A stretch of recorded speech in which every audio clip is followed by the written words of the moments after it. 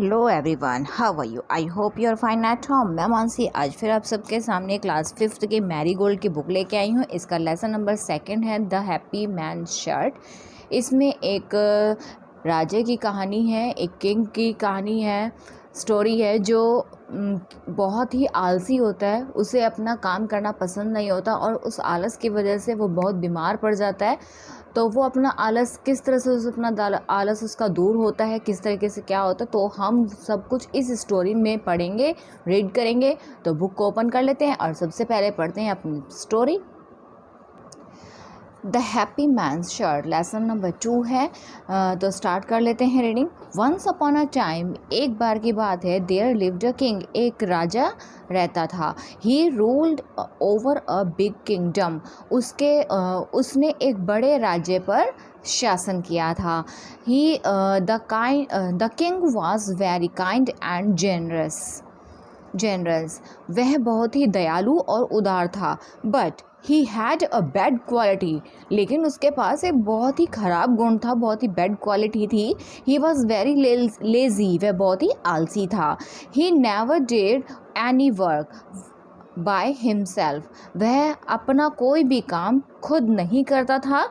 He always order his servant to do everything for him, वह हमेशा ही अपने सेवकों को उसका सब कुछ करने के लिए आदेश देता था। The only things he like to do was to eat and sleep, लेकिन वह एक चीज़ को हमेशा पसंद करता था, खाना और सोना। सबसे ज़्यादा उसे क्या चीज़ पसंद थी? खाना, ईट एंड स्लीप, यानी सोना।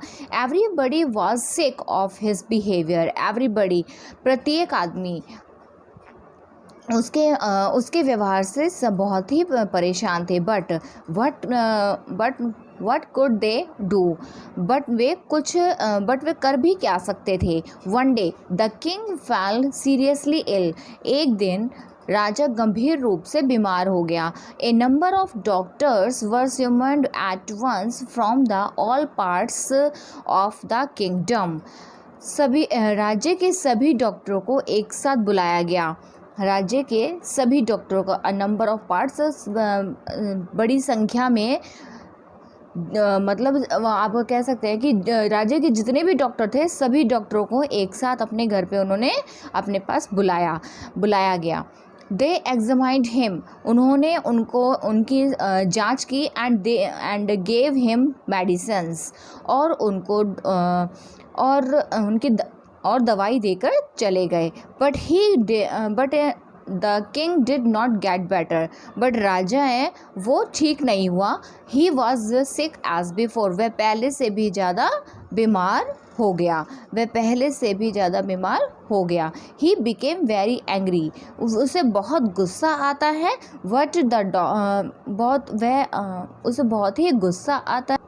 उसे बहुत गुस्सा आता है किस पर? डॉक्टरों पर। और वो डॉक्टरों पर इतना अधिक गुस्सा आता है कि ऑर्डर देता है हिज सोल्जर, अपने सोल्जर्स को यानी सैनिकों को, to put them behind the bars, कि उन सबको तय खाने में सलाखों के पीछे डाल दिया जाए। बिहाइंड ऑफ बार्स का मीनिंग होता है सलाखों के पीछे डाल दिया जाए। One day a saint come to see him, एक दिन एक संत उससे मिलने आए। The king said a holy man, what is wrong with me? The king said, राजा कहता है कि हे पवित्र व्यक्ति, होली मैन को बोलते पवित्र, हे पवित्र व्यक्ति, आदमी मेरे साथ क्या गलत हो रहा है? आई फील सैड एंड सिक, मैं बहुत दुखी और बीमार महसूस करता हूँ। मैं खुद अपने आप को, मतलब मैं बहुत ही दुखी और बीमार महसूस करता हूँ। The holy man thoroughly examined the king. holy man जो पवित्र व्यक्ति होता है वो राजा की अच्छी तरह से देखभाल करता है, उसको जांच शुरू करता है। But found no sign of sickness, परंतु उसकी बीमारी का कोई संकेत नहीं मिलता है। ही रियलाइज्ड दैट आइडलनेस, उसको रियलाइज होता है, मतलब उनको ये महसूस किया उन्होंने कि रियलाइज द इलनेस, उन्होंने महसूस किया कि उनकी बीमारी के पीछे उनका एकमात्र कारण ओनली क्योसेस बिहाइंड द इलनेस, उनकी बीमारी के पीछे एक कारण उनका सिर्फ क्या है, आइलनेस मतलब आलस्य, इलनेस मतलब इलनेस है ये। However, the saint was very wise. हालांकि संत बहुत ही बुद्धिमान थे. He had already heard.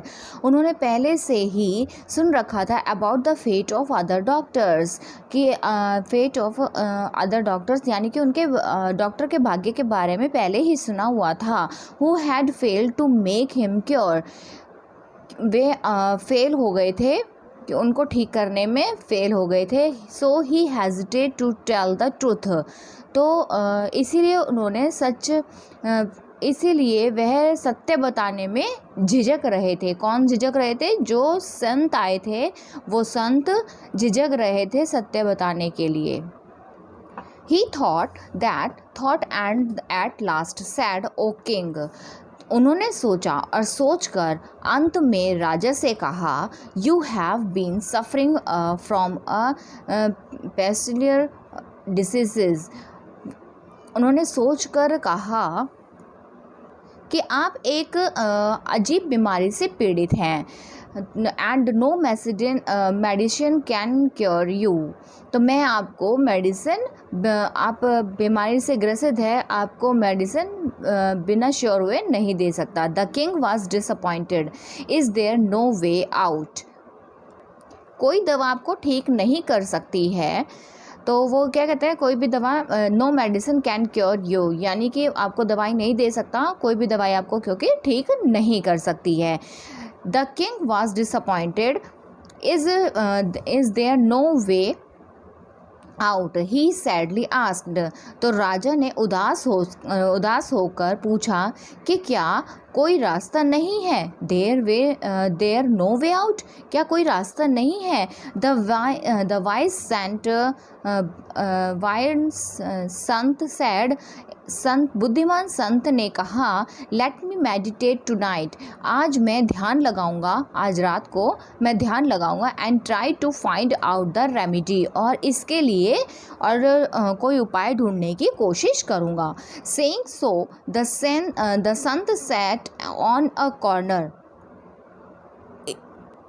इतना कहकर संत एक कोने में, ऑन अ कॉर्नर सेट यानी कि एक कोने में बैठ गए. एंड क्लोज हिज आइज, और अपनी आँखों को बंद कर लिया. टू मेडिटेट यानी कि ध्यान लगाने के लिए एक कोने में बैठ गए और अपनी आँखों को बंद कर लिया. A long time passed while everybody waited eagerly for the result. वे बेसब सभी all the while everybody, all सभी वहाँ पे आंखें बंद करके ध्यान में बैठ गए, अपनी आंखें बंद करके काफ़ी बैठ गए थे. काफ़ी देर, उनको बहुत टाइम हो गया था, लॉन्गर टाइम पास, बहुत ही टाइम बीत चुका था. जबकि सभी परिणाम के लिए, रिजल्ट होता है परिणाम, जबकि सभी परिणाम के लिए बेसब्री से उनका इंतज़ार कर रहे थे. At last the saint opened his eyes. At last आखिरकार संत ने अपनी आंखें खोली और कहा हाँ, there is only remedy, he said. और कहा कि केवल एक ही उपाय है. उन्होंने कहा कि आप ठीक हो जाओगे. यू विल ऑल राइट, आप ठीक हो जाओगे. यदि if you can put on the shirt of a happy man, यदि आप एक खुश आदमी की कमीज पहन सकते हो तो. यदि वो ये कहना चाह रहा था कि संत, कि इनको कोई बीमारी तो थी नहीं, वो बुद्धिमान थे, अब उनको पता था कि कोई बीमारी तो है ही नहीं. इनकी बीमारी क्या है?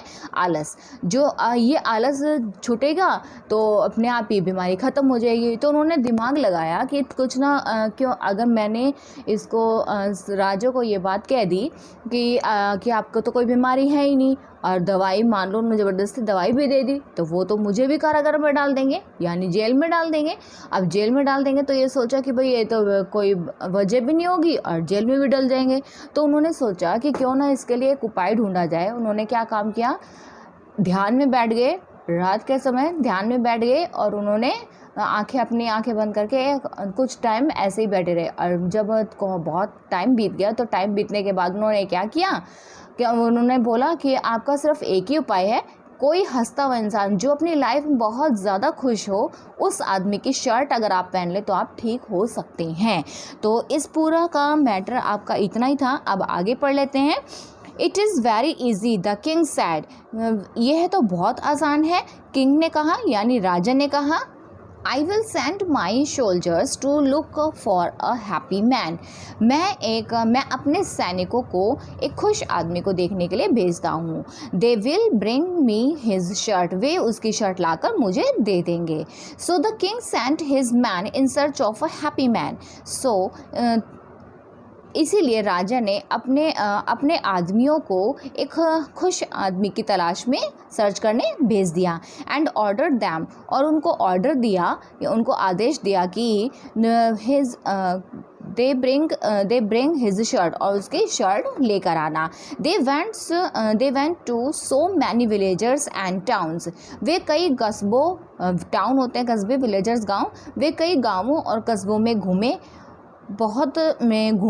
दे meet a large number of people, और कई सारे लोगों से मिले, बहुत ही संख्या में, बहुत अधिक बड़ी संख्या में लोगों से मिले।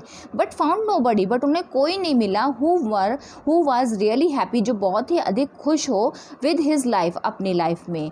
whomever अपनी लाइफ में बहुत अधिक खुश हो। whomever ever the soldiers asked, वास्तव में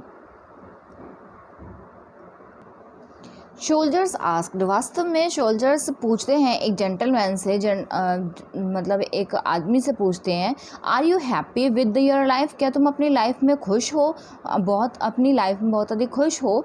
एवरीबडी काउंट, बट सभी ने count so many problems, but सभी ने अपनी बहुत सारी प्रॉब्लम्स उनको गिनवा दी। उनको मतलब कोई भी उन्हें खुश दिखाई नहीं दिया। हर किसी की लाइफ में कोई ना कोई प्रॉब्लम लगी ही रहती थी, कोई भी ऐसा आदमी उनको नहीं मिला जो बहुत अधिक खुश हो। The soldiers did not know, soldiers नहीं जानते थे व्हाट टू डू, कि उन्हें क्या करना चाहिए। नाइदर डिड नॉट नो, कि अब वो आगे क्या करें। How they could get the happy man shirt. सैनिकों को नहीं पता था कि अब ये क्या करना है, और यह नहीं पता था कि खुश आदमी की जो शर्ट है वो कैसे मिल सकती है। Last the tried soldier sat under a banyan tree. आखिर में वे सोल्जर्स थक कर एक बरगद के पेड़ के नीचे बैठ जाते हैं। And begin to think what to do, और सोचने लगते हैं कि अब हमें क्या करना चाहिए। They were sure that the king would punish them like the doctors. वे सोचने लगते हैं कि बरगद के नीचे बैठ गए और सोचने लगे क्या किया जाए। तो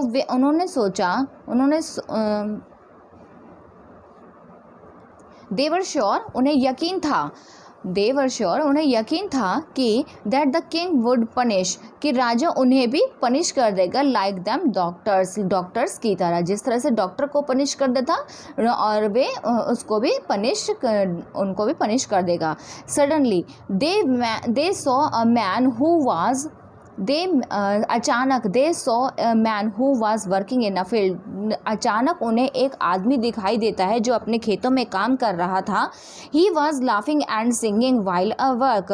वह अपना काम हंसते हुए और गाना गाते हुए कर रहा था। एट लास्ट अटेम्प्ट, आखिर में उन्होंने एक last attempt, they went to him and said, अंतिम प्रयास के रूप में वे उसके पास गए और बोले, sir are you happy? Sir आप बहुत खुश हैं?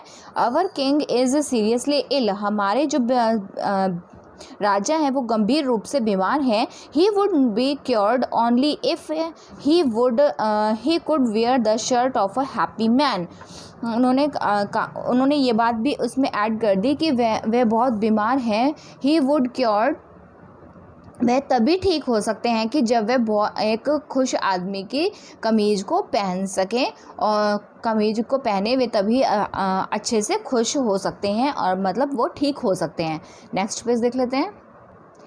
The man laughed and said, of course I am the happiest man in the world. वो आदमी क्या हंसता है और कहता है कि हंसकर बोलता है कि हाँ ऑफ कोर्स, क्यों नहीं, of course I am the happiest man in the world. मैं इस संसार का सबसे खुशनसीब इंसान हूँ। आई वर्क फ्रॉम, मैं सुबह से work from morning till night, मैं सुबह से लेकर रात तक काम करता हूँ। I have no time to be sad, मेरे पास दुखी होने का टाइम नहीं है। Once again the man laughed loudly for a long time, एक बार फिर से ज़ोर से वो आदमी ज़ोर से बहुत लंबे समय तक हंसने लगा। द सोल्जर्स वर बैफल्ड, वह आदमी ज़ोर से हंसा। और बैफल्ड का मीनिंग होता है आपका सैनिक, मतलब जो सोल्जर्स वर बैफल्ड, सैनिक चकरा गए, यानी कि बैफल्ड का मतलब होता है चकराना। सैनिक जो थे, जो उसकी हंसी को देखे, वो एक लंबे समय तक वो बहुत हंस रहा था फिर से, तो उसकी लंबी हंसी को देखकर वो चकरा गए। They could not realize the reason for the laugh, वे रियलाइज़ नहीं कर पा रहे थे कि उसकी हंसी का कारण क्या हो सकता है। He stopped after a long time, फिर वह बहुत देर बाद फिर वह रुक जाता है, अपनी हंसी को चुप मतलब वह हंसी को रोक देता है। It would have been a great pleasure for me to lend my shirt for the king, राजा के लिए अपने शर्ट में उधार देना मेरे लिए बहुत खुशनसीब की बात होती। ग्रेट प्लेजर मतलब बहुत ही खुशनसीब की बात होती। बट द मैन सैड, आदमी ने कहा, but I am really sorry, but लेकिन मुझे माफ़ कर दीजिए। I have no shirt at all, he added. उन्होंने एक बात और जोड़ दी इसके ऊपर से कि उसने क्या जोड़ दी इस बात पे कि मेरे पास कोई शर्ट ही नहीं है, तो मैं आपको शर्ट कैसे दे दूँ, कहाँ से दे दूँ। The soldiers went back to the king and told him everything, soldiers जो थे, सैनिक थे जो, वो किंग के पास वापस जाते हैं और उसको सारी बातें बता देते हैं। नाउ द किंग रियलाइज्ड, अब जो किंग था वो रियलाइज़ करता है, वो महसूस करता है at that work is the best medicine to keep a man fit and healthy, एक आदमी को फिट और हेल्थी रहने के लिए वर्क ही सबसे अच्छी मेडिसिन है, यानी कि सबसे अच्छी दवाई है। फ्रॉम द डे, उस दिन से the king began to work for the welfare, वह अपनी प्रजा के लिए बहुत अच्छे से काम करना शुरू कर देता है of his subject and he was no more ill, और वह अब बीमार, और वह उसके इस हैबिट के आने के कारण वो बीमार भी नहीं होता, वो और बहुत अच्छे से रहने लगता है। तो ये थी आपकी स्टोरी। अब हम मिलेंगे आपको नेक्स्ट वीडियो में इसके डिफ़िकल्ट वर्ड और वर्ड मीनिंग के साथ, साथ में आपको इसकी एक्सरसाइज भी करा देंगे। तो आपका lesson number 2 the happy man shirt, बहुत ही इंटरेस्टिंग स्टोरी है। ये आप पढ़ना एक बार फिर से, तो आपको पढ़ने के बहुत मज़ा आएगा इस स्टोरी को पढ़ने में।